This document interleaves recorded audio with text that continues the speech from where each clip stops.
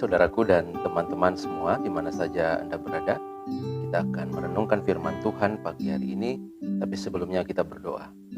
Ya Allah, kami sungguh bersyukur untuk hari yang baru yang Tuhan beri.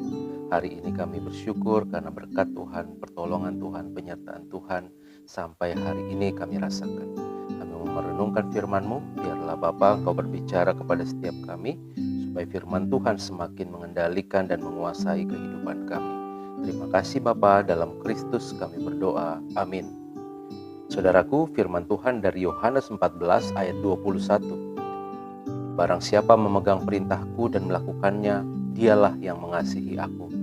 Sahabat, kita orang-orang yang terlebih dahulu sudah dikasihi Allah. Karena begitu besar kasih Allah akan dunia ini, sehingga Ia telah mengaruniakan anaknya yang tunggal, supaya setiap orang yang percaya kepadanya tidak binasa, melainkan beroleh hidup yang kekal. Kita disebut orang percaya karena kita menerima dan mengakui keselamatan di dalam Yesus Kristus. Artinya saudara, ketika kita percaya atau sejak kita percaya, maka pada saat itu pula hidup kita berubah dari anak-anak gelap menjadi anak-anak terang. Orang yang tidak percaya hidupnya didasarkan pada hal-hal di luar Kristus. Tetapi orang yang menerima keselamatan, hidupnya ada di dalam Kristus. Hidup berdasarkan Kristus. Seluruh kehidupannya tidak lagi mengacu kepada nilai-nilai dunia ini, tetapi kepada nilai-nilai Kristus, saudara. Orang yang percaya kepada Kristus harusnya lebih mengasihi Kristus dibanding mengasihi dunia ini. Memang tidak mudah, saudara, untuk mengasihi Tuhan di tengah-tengah tantangan dan pergumulan. Kita diminta untuk mendasari segala pikiran dan perbuatan kita berdasarkan perkataan firman Tuhan.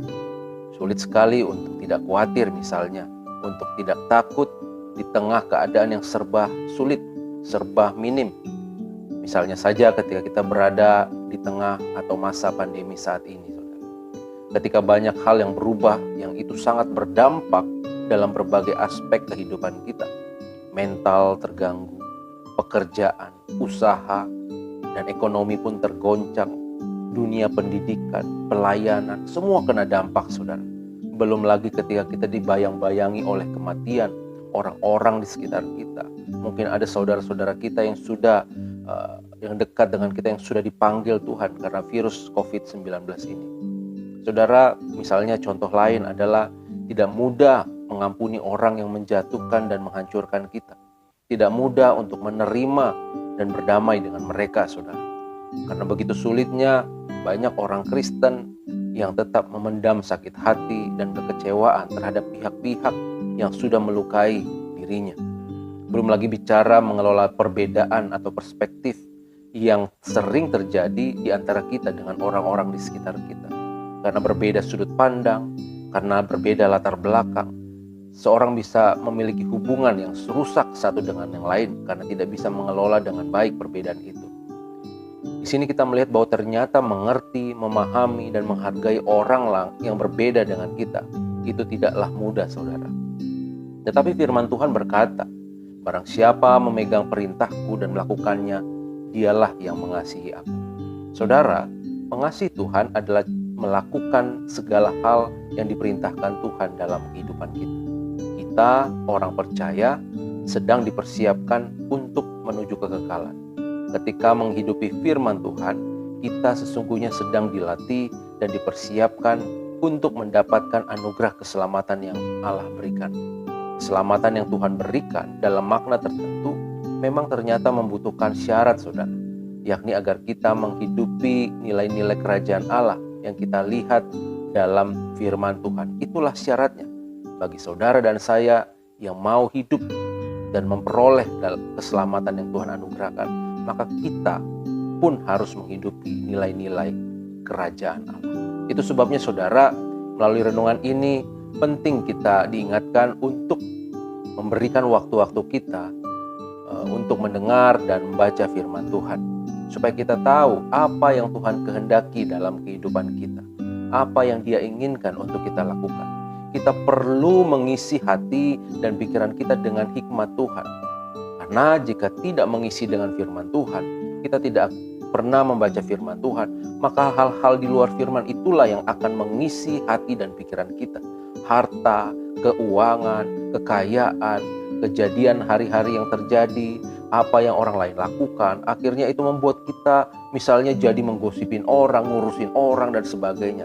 Belum lagi kekhawatiran, ketakutan, sehingga kita begitu tertekan dengan berbagai tantangan, masalah dan pergumulan saudara.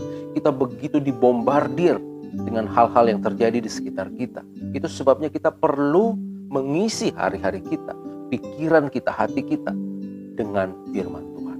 Membaca dan merenungkan firman Tuhan. Saudara, sayangilah diri kita. Isi pikiran dengan hal-hal yang baik. Jangan biarkan kita tersesat dan terjerumus oleh nilai-nilai dunia ini. Anugerah Tuhan sesungguhnya cukup bagi orang-orang yang hidup di dalam Dia.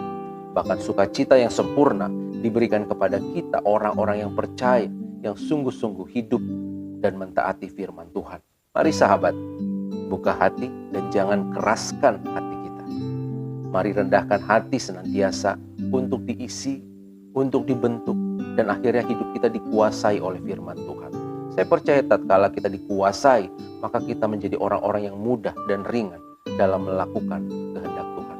Pelan-pelan kita belajar melatih diri kita untuk menjadi pelaku-pelaku firman. Kita sungguh-sungguh mengasihi Tuhan, yakni dengan melakukan apa yang Tuhan kehendaki lewat pikiran dan perbuatan kita. Saya percaya juga bahwa Tuhan pasti menolong dan memampukan kita. Amin. Mari kita berdoa. Ya Allah, kami sungguh bersyukur untuk firman-Mu. Kami diingatkan agar kami menjadi pelaku-pelaku firman Tuhan ketika kami mengaku bahwa kami adalah orang yang mengasihi Tuhan. Sesungguhnya orang yang sudah menerima keselamatan dari Tuhan adalah orang yang menghidupi nilai-nilai kerajaan Allah. Terima kasih Bapak untuk firman-Mu pagi hari ini. Hamba berdoa buat setiap anak-anak Tuhan di dalam aktivitas sepanjang hari ini. Biarlah Tuhan memberkati, Tuhan menolong, menuntun mereka, mengarahkan mereka agar mereka hidup menurut jalan yang Engkau kehendaki saja. Di dalam Kristus kami berdoa dan mengucap syukur. Amin. Tuhan memberkati kita semua saudara.